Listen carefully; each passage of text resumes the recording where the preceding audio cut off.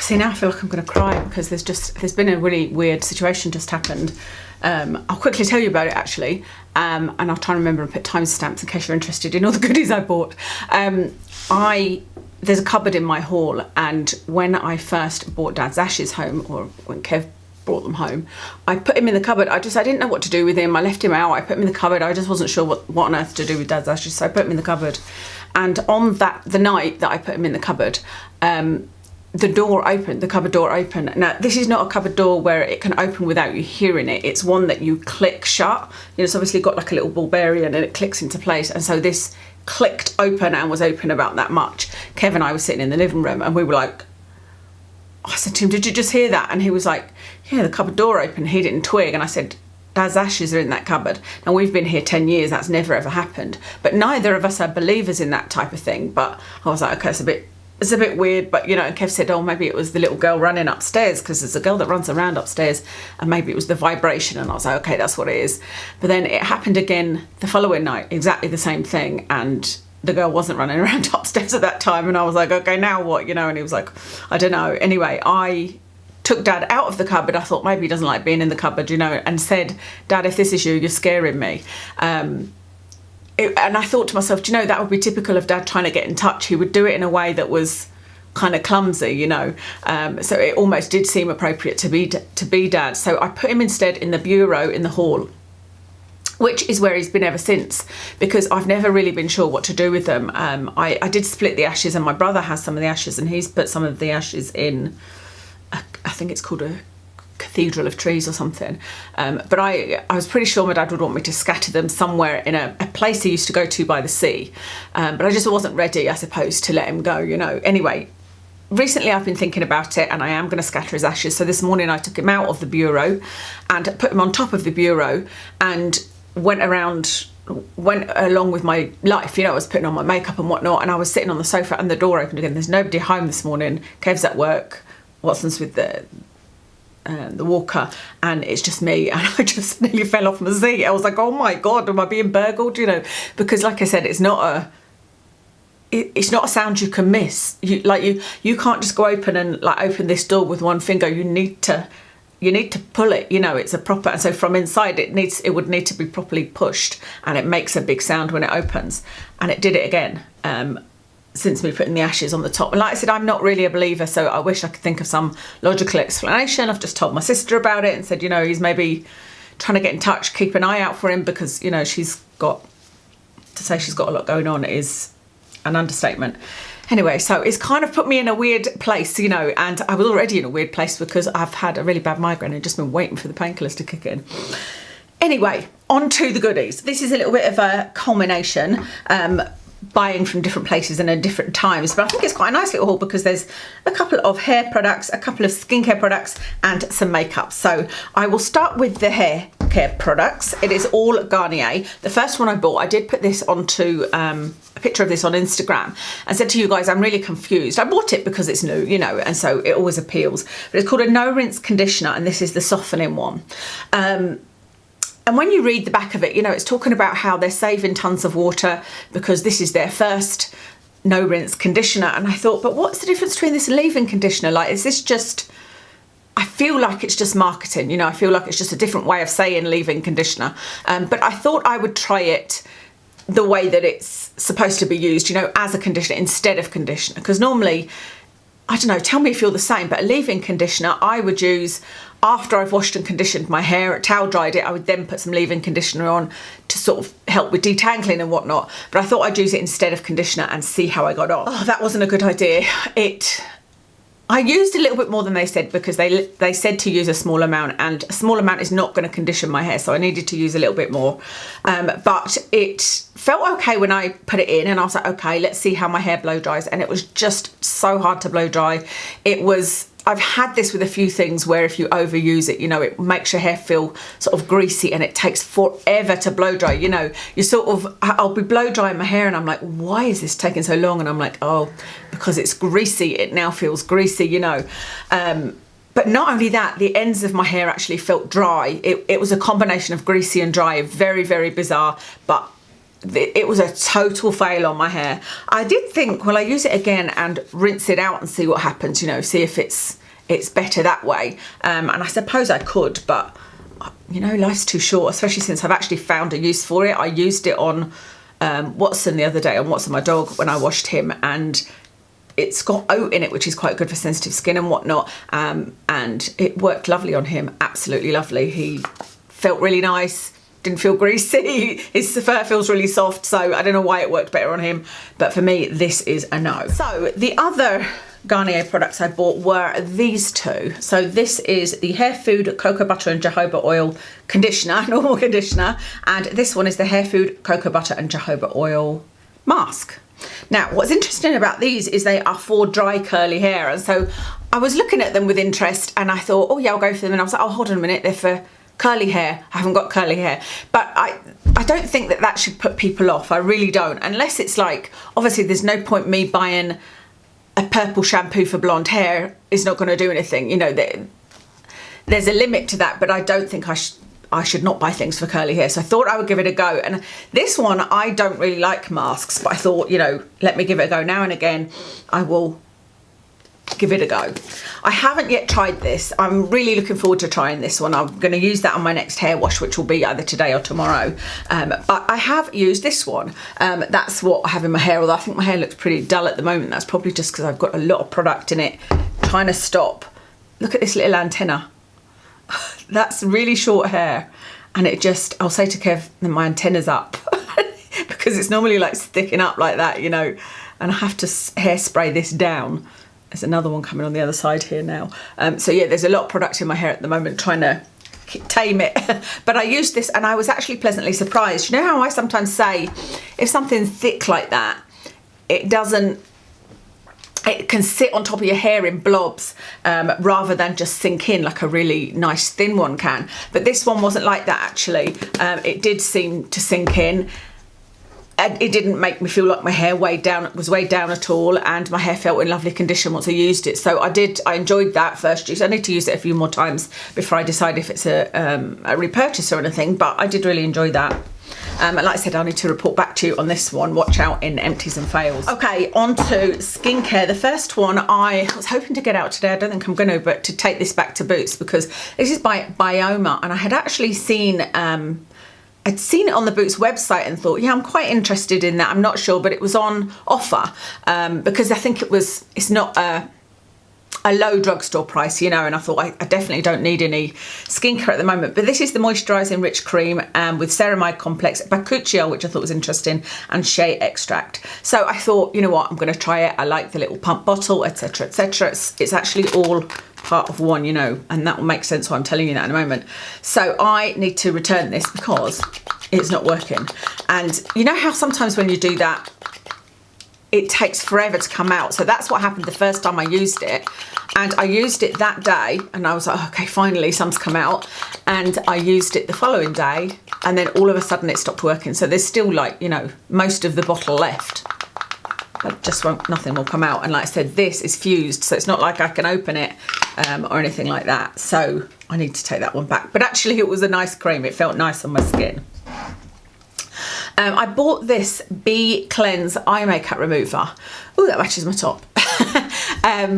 This is panthenol and cucumber extract. Oh, I didn't realise it had that in it. This looks like well, not a sort of, it is a biphase one. A biphase makeup remover. And do you remember I loved their biphase makeup remover, which was called Bee Stubborn. It was the same brand and it was Stubborn Makeup Remover, but it didn't say eye. And so it was like this and you took all your makeup off. But then they've stopped doing a lot in their range. I don't think I'm going to be able to get my micellar water anymore. I've bought a few bottles. I found them sitting on the shelf on special offer in a large Superdrug, but I think they've stopped doing it and they've rebranded it all.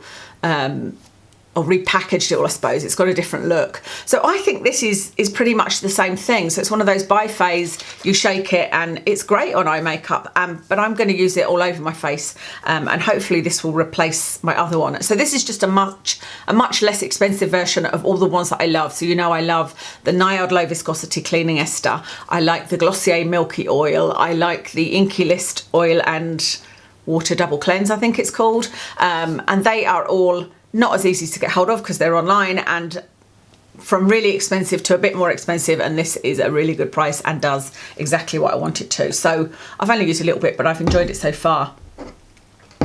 I bought this Beauty Bay Buttercup Cleansing Balm. Do you know, I didn't even know it was called that. Oat Lipid and Chamomile. Because I have found, I didn't think I was going to buy any more cleansers, but I have found that using the makeup removing cloth, although it does get makeup off, it never gets it off 100%, and especially on my eyes. You know, I've noticed, I've been testing it like one eye against the other, and although it might look like there's nothing left on my lashes, the following morning under that eye there'd be like black smudged underneath it, whereas I don't normally get that. So I thought, you know what, I do need to use something oily to get my eye makeup off in the bath or shower. I've actually used a lot of that, haven't I? I have been using it a lot, I suppose, that's what I was going to say. See, when I've got a migraine, even though I've taken the medication and it sort of makes it bearable, I still have problems with my words. I've noticed that in the videos when I'm watching it back. It's kind of a classic migraine thing. Anyway, I've been using this a lot and really enjoy it. I just sort of stick my thumb in it and get some on my thumb and put it on my face, and yeah, I've used it on my face and on my eyes, and yeah, I really like it. But it doesn't sting my eyes, but my eyes feel tired after having a bath. If I've used this, if I've not just used, you know, something like this, because this is just, you put it on a cotton pad versus using this in the shower. So when I've used this, my eyes do feel a bit tired. That's what I've noticed. So I don't know if it's a repurchase, but I do enjoy it. It certainly gets every bit off. You know, I scoop a bit out, like I said, and either put it on my face, or I'll just like put it across my eyes and then just sit and rub it in and then wipe it away with the makeup removing cloth. So I have quite enjoyed that. There's a couple of Beauty Bay skincare items that I really enjoyed. Do you remember I did a big haul? I should have a look, because I think they've got a lot more out now, haven't they? This is the Face Theory Clarifying Cleanser, and I really like this. I've had this quite a while. That's how much I've used of it. It's another one in a jar. It's got a really odd smell. It's just dusty. It's just like if you were going in a dusty old house. But I mean, I'm fine with that because I don't want any fragrance and things, especially something like this. This is an AHA BHA triple acid cream cleanser, boosted by Quillaha natural saponins. This is just really nice to use. There is a slight tingle when I use it, so I definitely don't use it by my eyes. I've been using it after this, just as the kind of final cleanse, you know, and because it's an acid one, it always makes my skin feel really, really smooth. It does make my skin feel tight, but what I should say is there have been times I've only used this, and you wouldn't think with this being a sort of oily, let me not use too much, otherwise we're getting a right tizzy here, won't we? You would think that with this being oily, see how it's very oily, you would think that it wouldn't leave your skin feel tight, but it actually does. I was really surprised at that, and I was like, I don't think my skin is that dehydrated. I certainly wouldn't have expected that.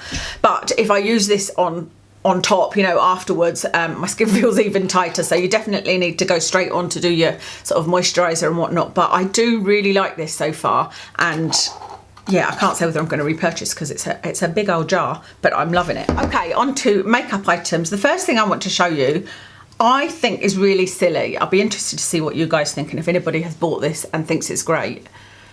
And it's actually kind of my own fault because I bought it. It's a Beauty Blender. I don't even know what they call this, but it's a double-sided, it's like a sponge, but this in here is like one of those jelly silicone things. I think even they've been used to apply makeup, haven't they? But so it's a jelly sort of sponge, but with like a powder puff on one side, and then on this side is a rougher type of powder puff. And I believe that this side is supposed to be for touching up your powder, and this side is supposed to be for touching up your foundation. And as you can see, I tested it out, and I thought, oh, maybe, you know, having that jelly bit in the middle will sort of help. But I didn't realise this was a touch-up item to have in your bag, and I'm not sure why or when anybody would use this. Like, I suppose it's good that it's got the little pocket.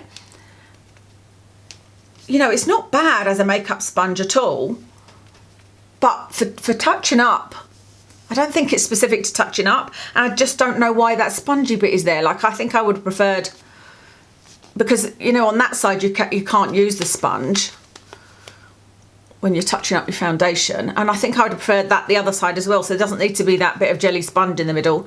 And yeah, I just don't really get it. It's just one of those things, it's like, no, I don't get it. No, I don't understand it, let me know. A long time ago now I bought this, the RCMA Foundation. This was one where the marketing got me. I got an email and I think there might have been a review on the site from somebody I knew, you know, from a YouTuber or something, saying that it was really nice, and I thought I would try it. I got it in the colour N210, and when I first got it I thought, I love the packaging, it's really slim. This reminds me of the KVD True Portrait foundation. I liked that, you know, how slim it is, and I liked the fact that it's got a pump on it, but I started using it, I was like, this is way too thick. But as I've got used to it, I'm actually really enjoying it, because you can shear it out. This reminds me of the Estee Lauder Double Wear. So obviously Estee Lauder is not cruelty free, so I've never bought it since running out, but the Double Wear is something I used to wear and enjoy, you know. And so using this with a beauty blender and sort of shearing it out, it is one that I've put on. I was just going to use it up and I've put on, but noticed later in the day, oops, just accidentally squirted some on my hand, so let me do a swatch for you, being as I've got that there. That's what it's like. You can see it's hugely pigmented, and if you really like a heavy foundation, then you'll like this, you know, because if you just put it on without consciously dampening your beauty blender and trying to shear it out, you know, not using too much, then you will end up with heavy makeup. But yeah, I thought it might be a nice cruelty-free alternative to the Estee Lauder Double Wear, so far so good with that. Next is a blush. When I was in Superdrug, I noticed they still have the Flower Beauty stand, and you guys know that I love the Flower Beauty, I think these are called flower pots. I've got one in peach, can't remember the name of it. I've got one in pink that's called Sweet Pea that I love, but it's a sort of dusty rose. And so I thought, you know what, I'm quite happy to have another one of these. And when I did my big blush clear out, I realised that I had, like, say I ended up with 8 peachy coral blushes and 1 or 2 in the sort of pinky rosy colour range. So I thought I would get that. This one is called Wild Rose. So it's a lot brighter than the other one. It's a very, very pinky colour. I've only worn it once. I need to wear it a bit more. I don't know whether this one might be too bright for me. You know, it might just be, especially with my heavy hand. I do try to lighten things up, but it may just be too much. But we shall see. I will wear it in a future video. Everything else is eyes. And the first thing I want to talk about is this. It's called Mad Love. And I'm mad at this and how much I spent on it. I think it was £30. I got it from Amazon. But I had watched a video of somebody that I believe in, and there's very few YouTubers that I would watch. I mean, only because I have these migraines, I don't have very much time to actually watch anything, or I can't, you know, because the sound is too much. But I do watch occasionally Raw Beauty Christie, and I would trust her opinion, you know. I feel like I'm very similar to her. And she tried this out with the stencils. So it's like there's a brow pomade in there, there's a brush, you twist it and that gets it kind of loaded up. You have stencils, you put them on, powder on, take it off, voila. She was really impressed with it, so that's why I was really keen to try it. Couldn't wait for it to arrive. It was one of those. When it arrived, I went through every single stencil and there wasn't one that suited my brows at all. I think if you can get a stencil to suit your brow, then this would be really good, although it's a bit faffy. But I ordered 2 other lots of stencils, one from eBay and one from Amazon, that were, you know, there was a whole pile of them, and I went through them and still, I don't know why, I couldn't get anything to suit my brow shape. Now, because my brows are microbladed, they have actually been created into a different shape here. So there's a bit here that is just, it's not like I can pluck it or anything and really change the shape of my brow. But I think if I could get something to fit, it would be good. The only thing was, you use one and then you flip it over and put it on the other side, so you have to clean it in between. And it's, you know, it's quite tricky to sort of hold it and stamp. But like I said, otherwise I think it would be quite good. This colour I didn't like. I would get another colour. I think this was called Soft Brown, and to me, yeah, it is brow stamp soft brown. It's not soft brown. To me, this is more of a taupe.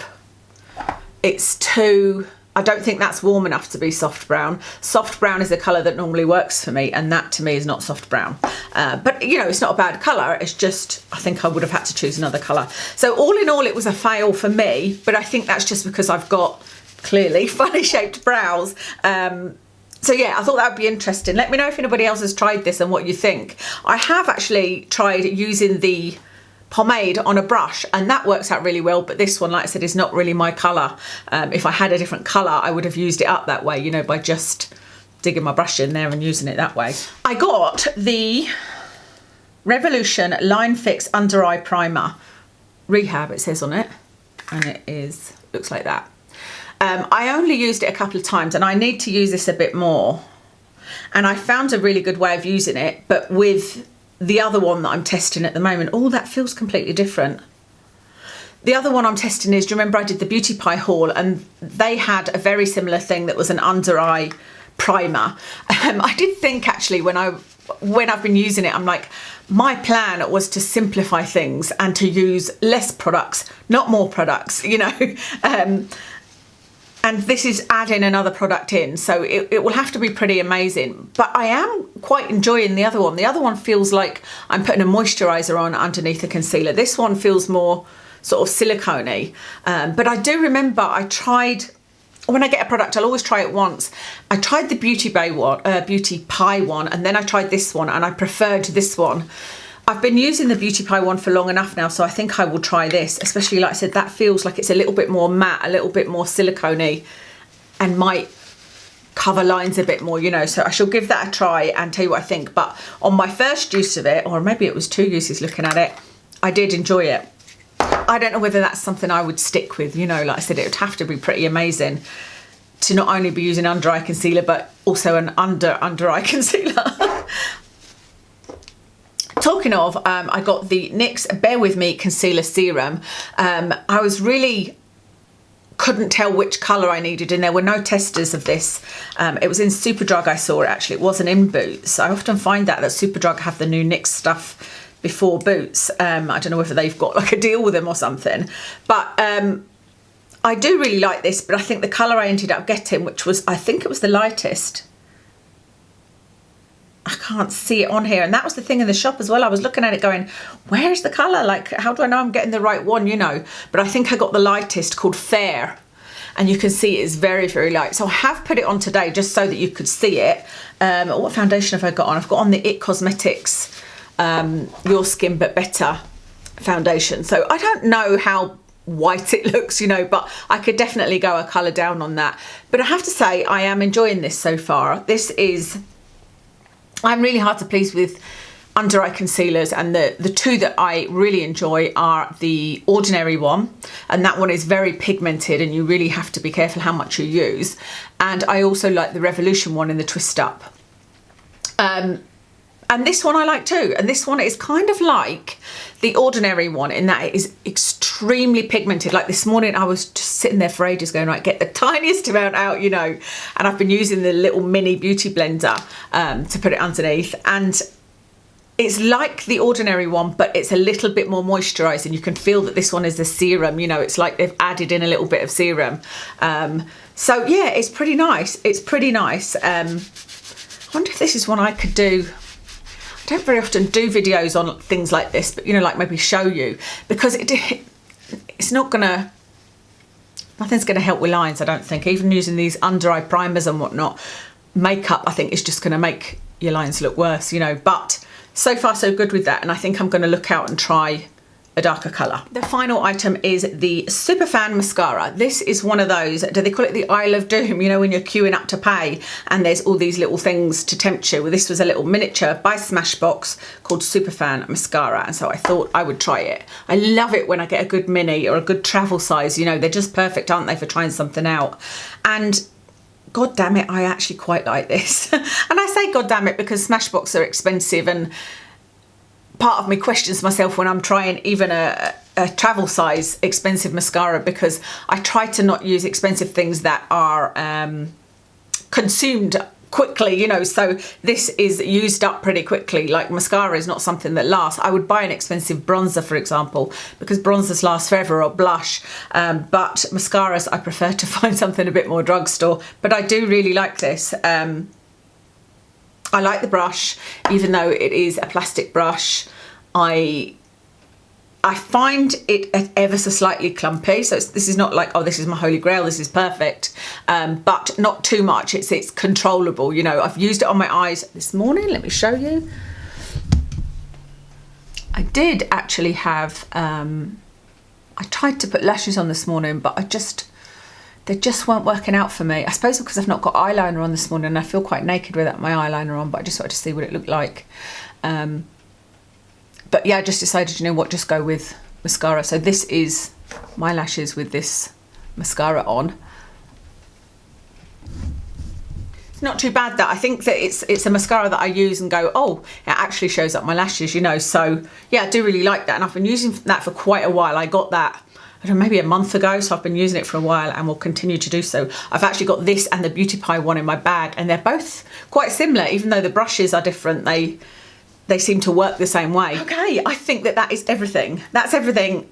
There's other things that I bought, like I bought this beautiful bath bomb, but I have used it. I went into Lush and bought a couple of bath bombs. I was meeting my friend for lunch and just trying to kill time, and went in and bought this bath bomb. These bath bombs. I wish I'd bought more of the black rose one. I'd imagine it was a limited edition for Valentine's Day, but oh, it smelled amazing. I just thought there was something really different and decadent about having a black bath. You know, it was really beautiful with little sparkles in it, and it was lovely. And that was a really nice day, actually, because my migraines I've done a video over on my channel, which you may have seen, talking about how my neurologist is amazing, but there's a whole waiting period. So I've got another 2 weeks, and then I can inject a double dose of the drug that worked for me the first month but not the last 2 months. So we'll see, fingers crossed. If that works, wonderful. If it doesn't, there's another drug I can try, but I have to, another injection, but I have to wait 6 months. It's called a washout period. You have to wait 6 months for this one to be out of my system.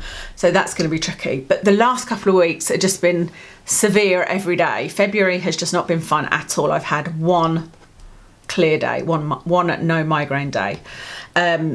So I can take drugs twice a week, which I normally save for the weekend, so that they're my, you know, I can enjoy my weekend, unless I've got appointments in the week where I need to drive or whatever, and I'll take them on those days.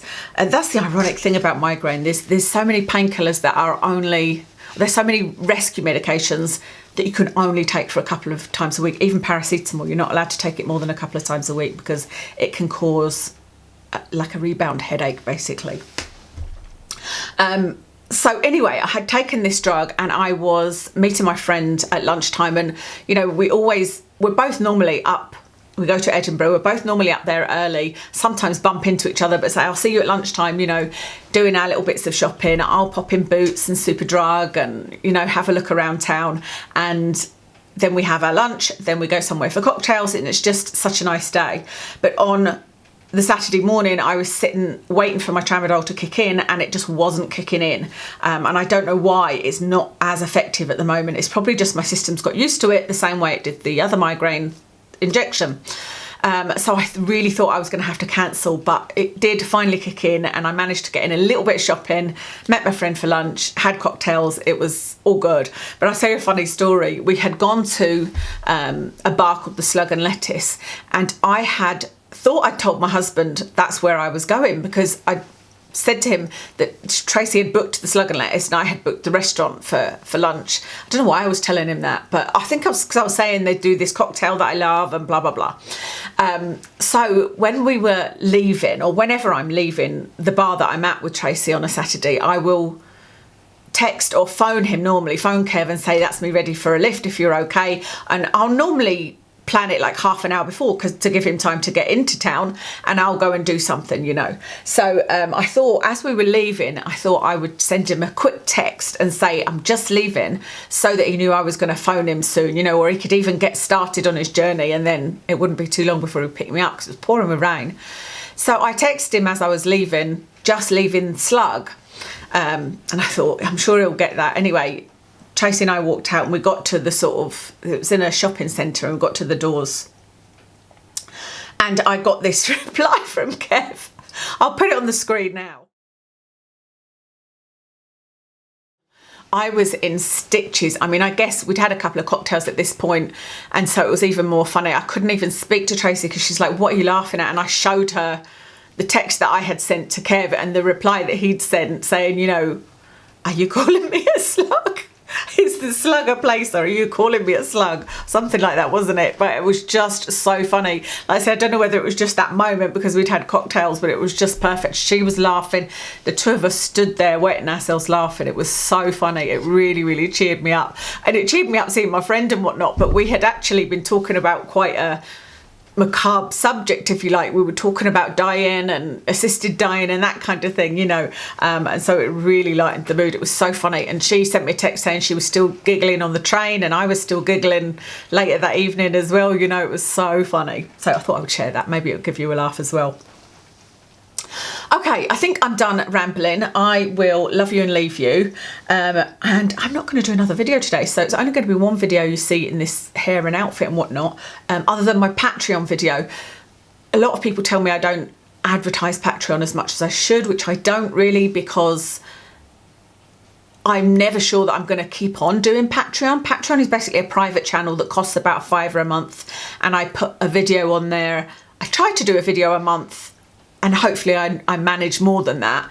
But it's just about what's going on with my life, and there's some odd videos on there. There's a video with Kev in it, doing couple questions with me, and it's normally just me telling you what's going on with me, because it was a continuation of an old vlog channel I had.